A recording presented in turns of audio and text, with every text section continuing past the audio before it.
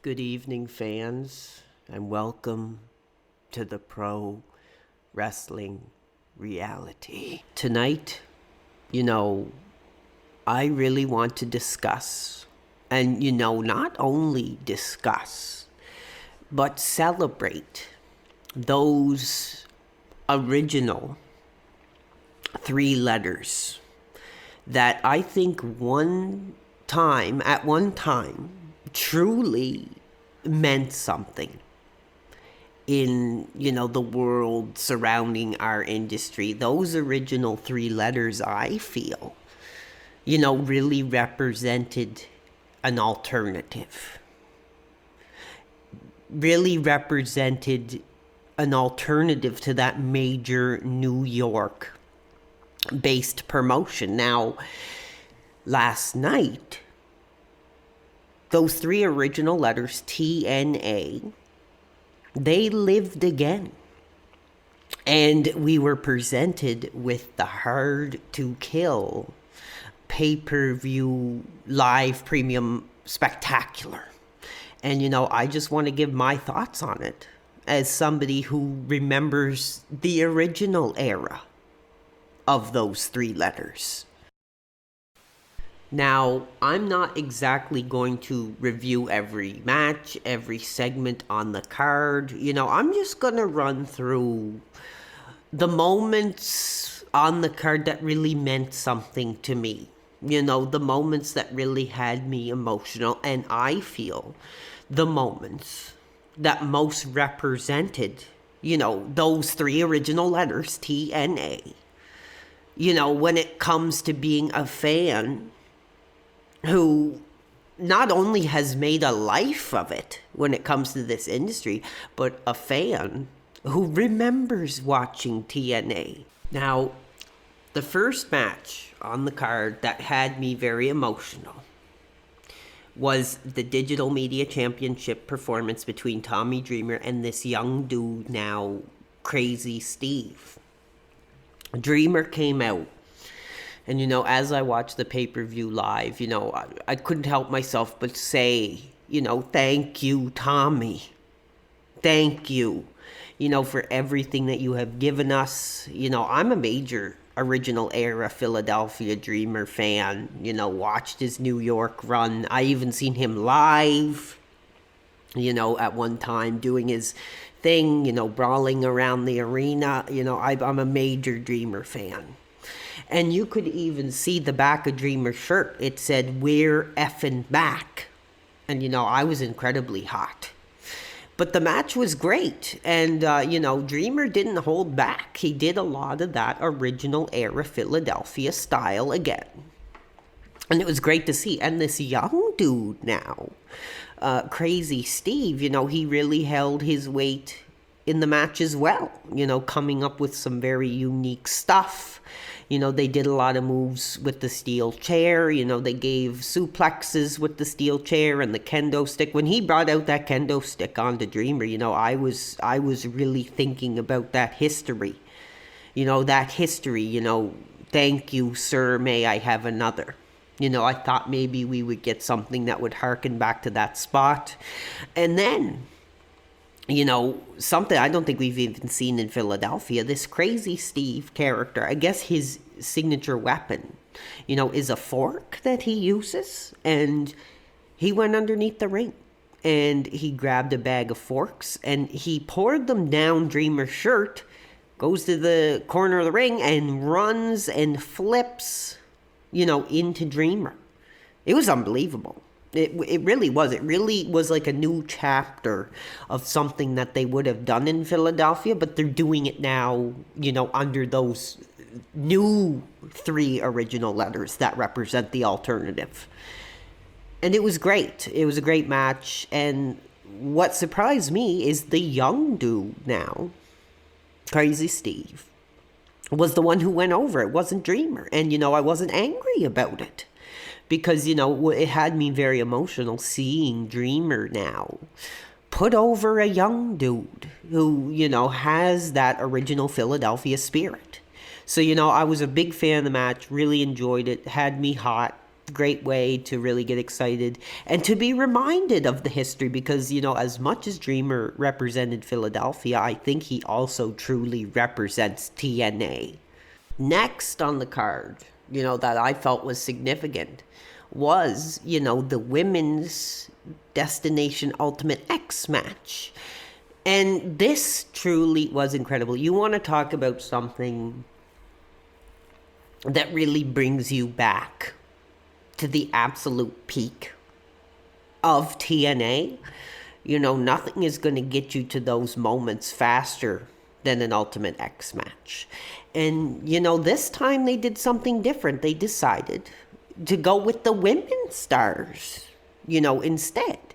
And, I don't always agree with women or what they stand for in this industry, but I have to admit, I was absolutely impressed. A lot of great coordination, a lot of great spots, a lot of great stars that I had no idea existed. They were all different. They all had a different style, different look. And I think they did a great match. They did a great job representing the original history of that match, that Ultimate X match that was such a staple, for that major alternative, promotion that once was the alternative to New York. And that is one of the reasons why, they were such an alternative, because they were doing something different. So I give big props out to this match for, again, deciding to do something different. But also, again, celebrating the history and the legacy of those original 3 letters, and that promotion that represented an alternative. Next up, although I have a lot of good to say, I felt that this match was presented in very much that old school WCW TNA early years style. And, I'm going to get into it, but I do have a lot of good to say that I want to discuss openly here. Next we had this new star that I am not familiar with, PCO, and we'll talk more about him in a moment, versus the Dirty Dango. But unfortunately, that match was thrown out due to the disqualification. But then, this is where things really picked up. Another industry original came down to that ring. Not only a star that represents those original 3 letters at the peak of their height, but also, again, that Philadelphia history. It was Rhino. He came down, I was hot. I was brought back right to those peak years again. And the match was okay, but I really want to talk about this PCO talent.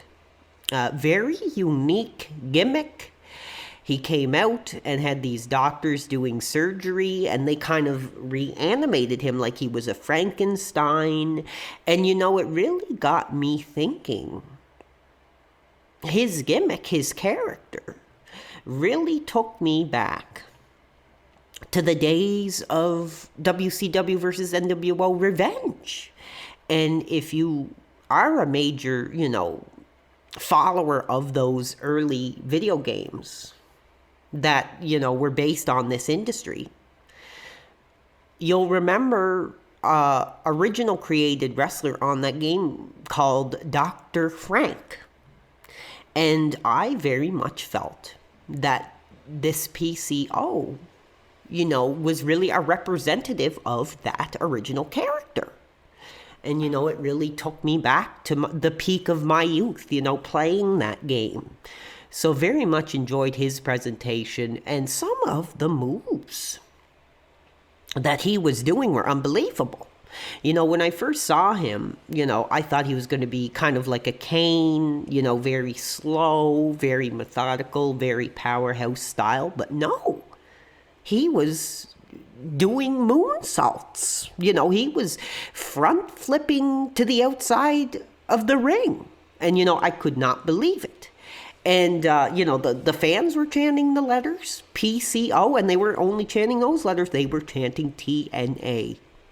And I started getting very emotional because it took me back. That's what I think this pay-per-view tonight really did as an original era. And, a fan of those original Nashville years and those Orlando years, I was brought back. And seeing Rhino in the ring doing his thing was great. This was a great match. I don't have much to say about it, but I really enjoyed it. It really got the energy going. Featured two really great stars. This PCO guy is now a star that I'll definitely be, following, when I further continue to watch TNA now. And I'm looking forward to what he does next. Next on the card, I felt, was something really, again, truly special. And I think it's something that not even New York, was able to do in its, long-standing presence in this industry.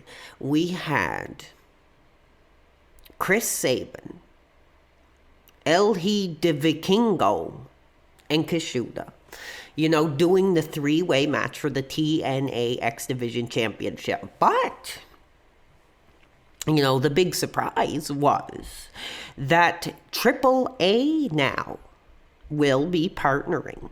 And AAA, is that major Mexican-based promotion, Lucha Libre promotion. They are going to be partnering now with TNA Wrestling. And, I was incredibly hot. I was saying, what? No way. Not even New York could come up with a partnership with that Mexican-based promotion. But here is the alternative now. Making that connection. Celebrating that history. Because if you look at New York and you look at Lucha Libre, it's so saturated now. You see the stars like Rey Mysterio. You see the stars like when they had Sin Cara. They have Kalisto. Like all those names, And the reality is, in New York, all that cruiserweight Lucha Libre has come down to in this day and age is mask sales. T-shirt sales. It has nothing that represents what that original cruiserweight Lucha Libre style really was, for its day. And this match, I felt, was absolutely a celebration of that wrestling style. And again, it was under that alternative promotion. And, it's like, look, that this is a style that we haven't seen on a major stage in a very long time. And it's coming back. And it's not coming back to WWE. It's not coming back to AEW. It's coming to TNA now. So, unbelievable partnership. The match was incredible. Chris Sabin, and Kushida, I think were really the standouts. I felt like it was 97 WCW again. Atlanta, first seeing those legends like Mysterio and Guerrero doing their thing and learning, about that Lucha Libre style. That's what this was. It was a celebration. And very happy for the partnership, and I'm hoping that in the future, it brings more talent to America that will teach me, more about Lucha Libre. The next match I want to talk briefly about is truly when I felt the show was sort of taking a downturn. And it was the Josh Alexander versus Alex Hammerstone match. Now, what I felt this really was, and when you get down to it, what I really think this match was a showcase. It was a showcase of the talent that, are to be top level contenders for that, alternative promotion now. But, I will say the in-ring work was good. But I don't know, something about the match. I mean, it was that, heavyweight brawl, big power move type match. But just with the energy and the excitement and the history that was celebrated, I kind of felt this is when the card sort of took a downturn. There were a couple really inventive spots, and I really am high, on this Alex Hammerstone character. He really reminds me of that, early to mid 2000s heavyweight style worker. But this Josh Alexander, I mean, all I'm seeing here is a star, that's trying to recreate Kurt Angle. And, Kurt Angle is so synonymous with that original three-letter base promotion that you can't do that. I mean, you cannot be doing those same moves. You can't, be doing the special signature moves that remind us of any of the past. Because the reality is that Kurt Angle isn't on the roster. So, not much of a fan of him. I thought the match was okay. Like, it wasn't horrible, but I really did feel it was sort of a point in the card where things really started to slow down. Next match I want to talk about was, that World Championship match on the card. You had Alex Shelley. Another major TNA original who I remember watching in the peak of that original run. And then you got Moose. Now, there was a lot of controversy surrounding Moose because, now allegedly, people on X were making me aware that he, allegedly now, these are only allegations that have been put forward to Pro Wrestling Reality, he's a woman abuser. That allegedly, a partner of his, accused him of cheating. And if I'm reading the report correct here, because I took the note here, that he pushed his partner down the stairs. Now, that is extremely troubling. And if it's true or not, if it is true, I could see why he isn't in one of the other major promotions, but here he is, on TNA representing the alternative. And him and Alex Shelley had a great match. It was something different. I really enjoyed the work rate in this match. But again, I mean, other than seeing an original, that I remember, in the tag team scene, back when I was watching that original era. Now in the world title picture, I mean, that's exciting, but other than that, the match was just subpar. I thought it was just subpar.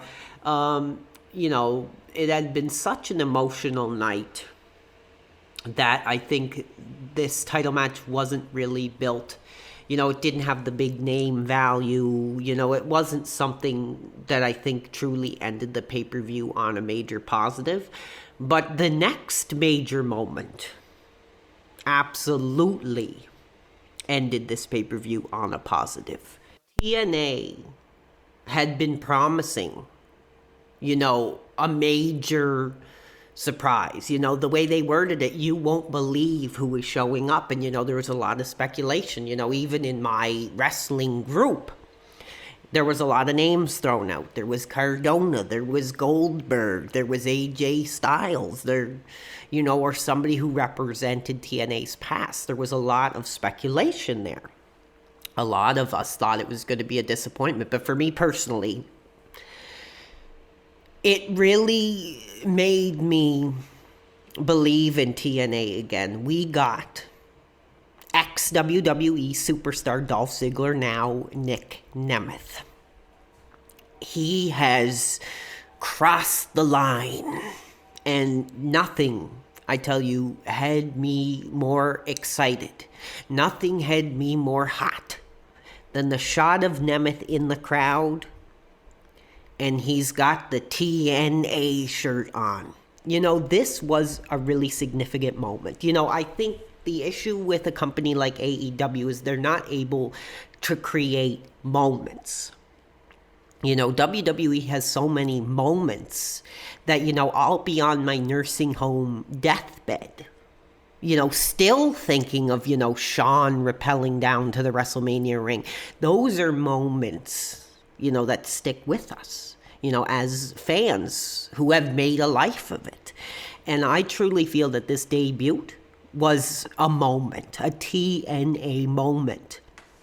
And it really took me back, to the peak of those original years when anybody could show up. Remember how exciting it was when Kurt Angle made the debut? The arena, was shaking at its foundations. And, when Ziggler, Nemeth now, made that debut, I felt that same energy. I was taken, back to that original era. As a fan of this industry who has made a life of it, I have no life, no wife, no friends, no family, no hope. But during this pay-per-view, this TNA pay-per-view, I was reminded that what I do have is this industry.